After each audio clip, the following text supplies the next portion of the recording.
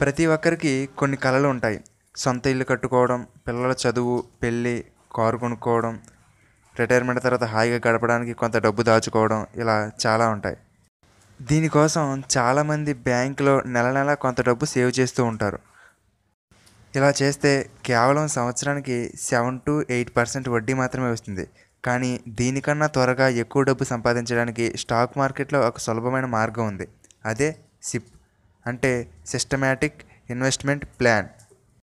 ఇంకా క్లియర్గా చెప్పాలంటే మ్యూచువల్ ఫండ్స్లో ఒకేసారి ఇన్వెస్ట్ చేయడం కాకుండా ప్రతి నెల నెల కొంత ఫిక్స్డ్ అమౌంట్ని ఓవర్ ఏ పీరియడ్ ఆఫ్ టైంలో ఇన్వెస్ట్ చేయడాన్ని సిప్ అని అంటారు.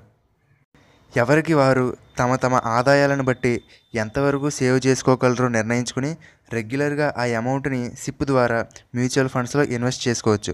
ఇలా సిప్లో ఇన్వెస్ట్ చేయడం వలన బ్యాంక్లో ఫిక్స్డ్ డిపాజిట్ ద్వారా వచ్చే ఆదాయం కన్నా కొన్ని రెట్లు ఎక్కువ లాభాన్ని పొందవచ్చు. ఫర్ ఎగ్జాంపుల్, కుమార్ అనే వ్యక్తికి ఇప్పుడు 25 సంవత్సరాలు. తన రిటైర్మెంట్ కోసం డబ్బు కూడబెట్టాలనుకున్నాడు. సో తన 25వ ఏట నుండి ప్రతి నెల ₹1000 చొప్పున సిప్లో ఇన్వెస్ట్ చేయడం మొదలుపెట్టాడు.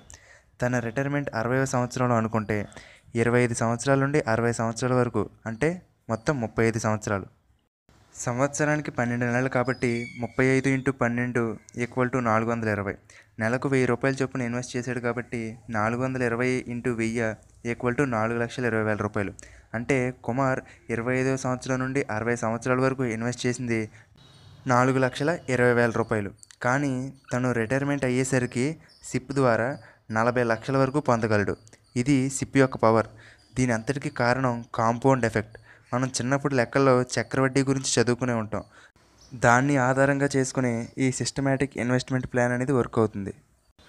సరే, మీరు కూడా ఈ సిప్లో ఇన్వెస్ట్ చేయాలని అనుకుంటే ముందుగా మీరు చేయవలసింది ఫస్ట్ మీ గోల్ ఏంటో నిర్ణయించుకోండి. ఇల్లు కట్టుకోవడం, కారు కొనుక్కోవడం, విదేశాలకు వెళ్ళడం ఇలా ఏదైనా కావచ్చు. తరువాత ఆ గోల్ని రీచ్ అవ్వడానికి ఎంత డబ్బు అవసరం అవుతుందో లెక్కించండి. అలాగే ఎంత టైంలో మీరు ఆ గోల్ని రీచ్ అవ్వాలనుకుంటున్నారో సెట్ చేసుకోండి. ఇప్పుడు ఆ టైంలో అంత అమౌంట్ని సంపాదించడానికి మీరు నెల నెల ఎంత అమౌంట్ సేవ్ చేయాలి అనేది చూసుకోండి.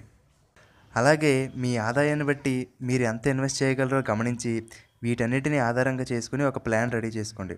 ఇప్పుడు మీ ప్లాన్కి సరిపడేలా ఏదైనా సిప్ ఫండ్లో ఇన్వెస్ట్ చేయండి. ఈ సిస్టమాటిక్ ఇన్వెస్ట్మెంట్ ప్లాన్లో పాటించవలసిన ఒకే ఒక నియమం start early, invest regularly, create wealth. సాధ్యమైనంత వరకు చిన్న వయసు నుండి ఈ సిప్లో జాయిన్ అవ్వండి. క్రమం తప్పకుండా రెగ్యులర్గా ఇన్వెస్ట్ చేయండి. లాంగ్ టర్మ్లో పెద్ద మొత్తంలో రాబడిని పొందండి. ఈ వీడియో మీకు హెల్ప్ఫుల్గా అనిపిస్తే లైక్ చేయండి. అలాగే మీ ఫ్రెండ్స్తో షేర్ చేయండి. స్టాక్ మార్కెట్కి సంబంధించి మరిన్ని వీడియోలు మిస్ కాకుండా చూడాలనుకుంటే వెంటనే తెలుగుబడి యూట్యూబ్ ఛానల్కి సబ్స్క్రైబ్ అవ్వండి. అలాగే జాతీయ, అంతర్జాతీయ స్టాక్ మార్కెట్లకు సంబంధించిన విషయాలను చర్చించడానికి ఫేస్బుక్లో స్టాక్ మార్కెట్ తెలుగు అనే గ్రూప్ని స్టార్ట్ చేయడం జరిగింది. స్టాక్ మార్కెట్ల మీద ఇంట్రెస్ట్ ఉన్నవారు, స్టాక్ మార్కెట్ల గురించి నేర్చుకోవాలనుకున్నవారు ఎవరైనా ఈ గ్రూప్లో జాయిన్ అవ్వవచ్చు. అలాగే మీకు ఉన్న నాలెడ్జ్ని ఇతరులతో పంచుకోవచ్చు. ఈ ఫేస్బుక్కి సంబంధించిన లింక్ని ఈ వీడియో కింద ఉన్న డిస్క్రిప్షన్లో ఇవ్వడం జరిగింది. మీరు ఆ లింక్ మీద క్లిక్ చేయడం ద్వారా కూడా ఈ గ్రూప్లో జాయిన్ అవ్వచ్చు. స్టాక్ మార్కెట్కి సంబంధించి మీకు ఎటువంటి సందేహాలున్నా కామెంట్ బాక్స్లో పోస్ట్ చేయండి. Thank you.